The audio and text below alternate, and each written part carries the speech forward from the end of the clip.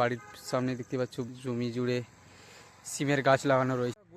Good evening. আজকের ভিডিওটা start করছি। যাই হোক, এখন আমি রুম থেকে একটু বাইরে, আজকে কাজ থেকে অনেক আগে চলে এসেছি। কাজ থেকে আসার পরে এখন দেখতে পাচ্ছ এই বাইরে দিয়ে ঘুরতে এসেছি।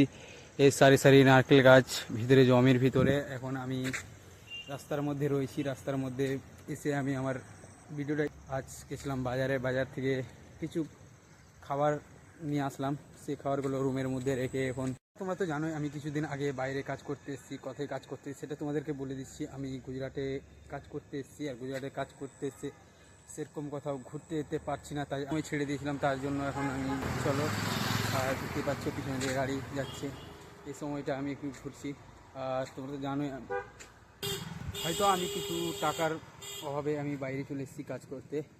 যাই হোক, কাজ করতে হবে, যে বাড়িতে হোক বা বাইরে, কাজ করতেই হবে। যেহেতু আমরা রয়েছে বাড়ির সামনে, দেখতে পাচ্ছ বেশ জমি জুড়ে সিমের গাছ লাগানো রয়েছে। দেখতে পাচ্ছ, তোমাদেরকে দেখাচ্ছি। আমি রাস্তায় যেতে যে তোমাদেরকে চোখে পড়লো, তাই তোমাদেরকে দেখাচ্ছি।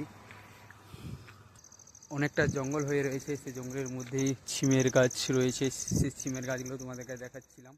ভালোই লাগছে, ঠান্ডা ঠান্ডা, যেহেতু সকাল করে এখানে প্রচণ্ড ঠান্ডা, এটা তোমাদেরকে বলে দিলাম। আর সারাদিন তেমন রৌদ্র, কড়া রৌদ্রের মধ্যে কাজ করতে হয়। সেই ভিডিওগুলো তোমরা দেখতে পাবে আমার ইউটিউব চ্যানেলে বা ফেসবুক পেজে।